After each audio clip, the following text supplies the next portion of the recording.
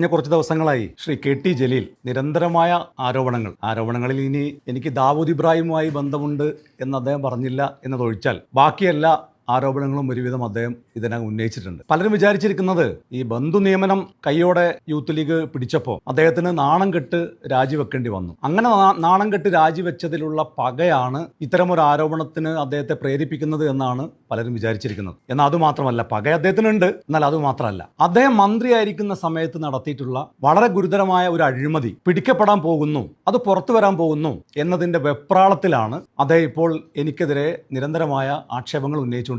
നേരത്തെ ബന്ധു നിയമനത്തിന്റെ സമയത്ത് കേരള നിയമസഭയിൽ അദ്ദേഹം പറഞ്ഞത് ഞാൻ തെറ്റുകാരനാണെന്ന് കണ്ടാൽ പൊതുപ്രവർത്തനം അവസാനിപ്പിക്കുന്നതാണ്. നിയമസഭയിലാണ് അദ്ദേഹം പറഞ്ഞത്. അദ്ദേഹം തെറ്റുകാരനാണെന്ന് രാഷ്ട്രീയ ആരോപണമല്ല. അദ്ദേഹം പറയുന്നത് പോലെ ഏതെങ്കിലും ഒരു ലോകായുക്തയിലെ ഒരു വ്യക്തിയല്ല. 2 ലോകായുക്ത, കേരള ഹൈക്കോടതി, രാജ്യത്തെ പരമോന്നത നീതിപീഠമായ സുപ്രീം കോടതി എല്ലാം അദ്ദേഹം കുറ്റക്കാരനാണെന്ന് കണ്ടെത്തുകയും അദ്ദേഹം നാണം കെട്ട് രാജിവെക്കുകയും ചെയ്തു. പക്ഷേ പൊതുപ്രവർത്തനം ഇന്ന് വരെ അദ്ദേഹം അവസാനിപ്പിച്ചിട്ടില്ല. എന്ന് പറഞ്ഞാൽ കേരളത്തിലെ ജനങ്ങളുടെ ഔദാര്യത്തിലാണ് അദ്ദേഹം ഇപ്പോൾ പൊതുമണ്ഡലത്തിൽ നിൽക്കുന്നത്. ഈ അഴിമതി കൂടി പുറത്തു വന്നാൽ തലയിൽ മുണ്ടിട്ട് നടക്കേണ്ടി വരുമോ എന്ന ഭീതി, വെപ്രാളം, അതാണ് ഇപ്പോൾ അദ്ദേഹത്തിന് പിടികൂടിയിരിക്കുന്നത്. ഒരു മനുഷ്യന് വെപ്രാളം വരുമ്പോൾ പിന്നെ പറയുന്നതിൽ പരസ്പര വിരുദ്ധമായ കാര്യങ്ങളുണ്ടാവും, മനോനില തെറ്റിയതുപോലെ പെരുമാറും. ഇപ്പൊ നോക്കൂ, അദ്ദേഹം എനിക്കെതിരെ പറഞ്ഞിരിക്കുന്നത്, ഒന്ന്, ഫിറോസിന് എന്താണ് കൂലി, ഫിറോസിന് എന്താണ് വേല, ഫിറോസ് എങ്ങനെയാണ് സ്ഥലം വാങ്ങിച്ചത്, ഫിറോസ് എങ്ങനെയാണ് വീട് വെച്ചത്, ഇതായിരുന്നു ചോദ്യം. കുറച്ചു ദിവസം കഴിഞ്ഞപ്പോൾ അദ്ദേഹം തന്നെ ഉത്തരം പറയാണ്, ഫിറോസിന് ട്രാവൽസ് ഉണ്ട്, ഫിറോസിന് വില്ല പ്രോജക്റ്റ് ഉണ്ട്, ഫിറോസിന് സ്ഥാപനങ്ങളുണ്ട്. അപ്പോൾ പരസ്പര വിരുദ്ധമായ കാര്യങ്ങളാണ് അദ്ദേഹം പറയുന്നത്. അത് കഴിഞ്ഞ് അദ്ദേഹം പറയാണ് ഫിറോസ് ഇടക്കിടക്ക് വിദേശയാത്ര നടത്തുന്നുണ്ട്, എന്തിനാണ്,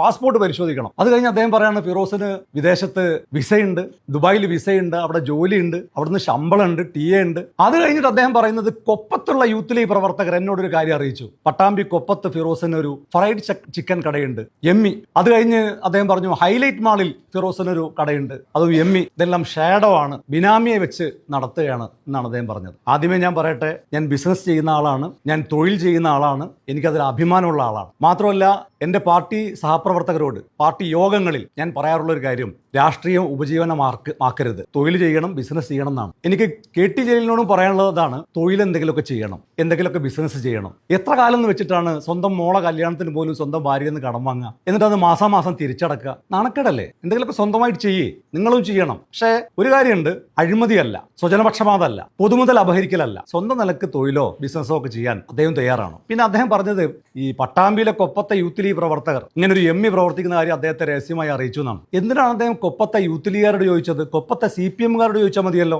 കൊപ്പത്തെ CPM-കാരെ അതിന്റെ ഉദ്ഘാടനത്തിനടക്കം അദ്ദേഹം തന്നെ പറയുന്നുണ്ട്, അതിന്റെ ബിൽഡിംഗ് ഓണർ എടുത്ത് പോയത് ഞാനാണ്, അതിന്റെ ലൈസൻസിന്റെ കാര്യങ്ങൾക്ക് പോയത് ഞാനാണ്. അത് മാത്രമല്ല, അവിടുത്തെ CPM-കാരെ, അവിടുത്തെ കോൺഗ്രസ്സുകാരെ, അവിടുത്തെ ഒരു ബിസിനസ് ആകുമ്പോൾ നമ്മൾ ബിസിനസ്സിൽ രാഷ്ട്രീയം ഇല്ലല്ലോ.